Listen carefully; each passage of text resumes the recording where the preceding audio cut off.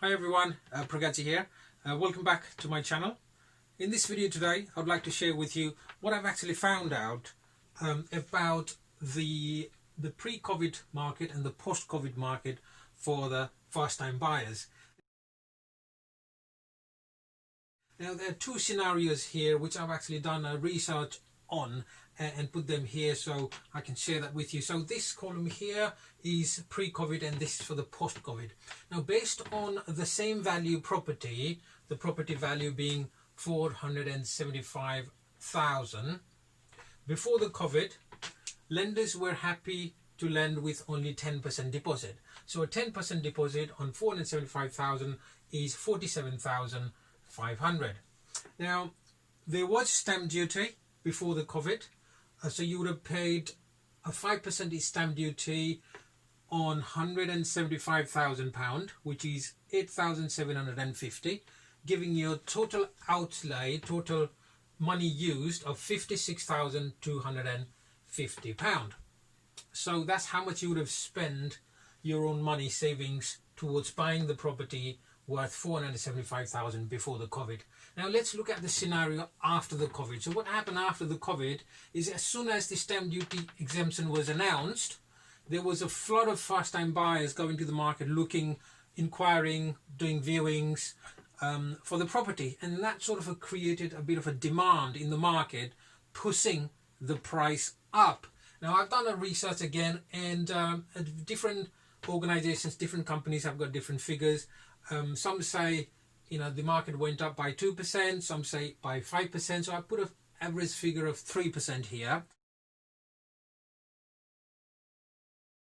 So let's say the same property, similar value property now, has gone up by 3%.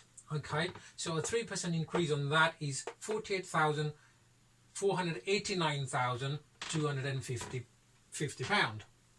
Okay, so now the lenders also started becoming more strict because they fear that the people might not, they might lose the job and they might be able to pay the mortgage. So because of that, to filter all the borderline applicants, the deposit required went up to 15%, from 10% to 15%.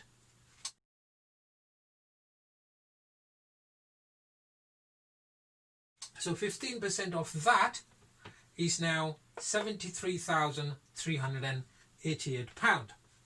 So there was no stamp duty, so that's zero, giving you a total outlay of £73,388. So that's how much of your savings you would have used to buy a property which probably was about £475,000 before the COVID. Okay, so that's the difference here that I wanted to point out, how buying a same property or similar property, you would have probably saved about £17,137 for buying before the COVID. So that is the money that your savings. Now if we look at the positive side of that, because now you're putting 15% deposit, so the higher the deposit, the better the interest rate. So interest rate hasn't changed drastically since the beginning of the year. So an interest rate on 15% deposit would have given you about, roughly, this is an average which I've got it from different websites, is 2.8%, whereas before, because your deposit was less, you would have paid roughly about 3% deposit. This is on a repayment, not interest only. This is on a repayment for the first time buyers, right? So by doing this, by having a slightly lesser interest rate, you're actually paying roughly about £100 less per month on the mortgage. So that's the positive side of buying it after the COVID, because you're paying less monthly mortgage, whereas you're putting more money of your own savings because of the 3%, roughly 3% increase, and also because of the increase on the deposit the lenders were demanding. So that's my sort of analysis on how I think the market has been because of all the government policies and stamp duty and all the demand that was created in the market. So Just want to share that with you. I'm sure maybe your figures are slightly different. Absolutely agree with that, no problem, because there's no exact right and wrong answer here. Actually, this is just sharing what I found out.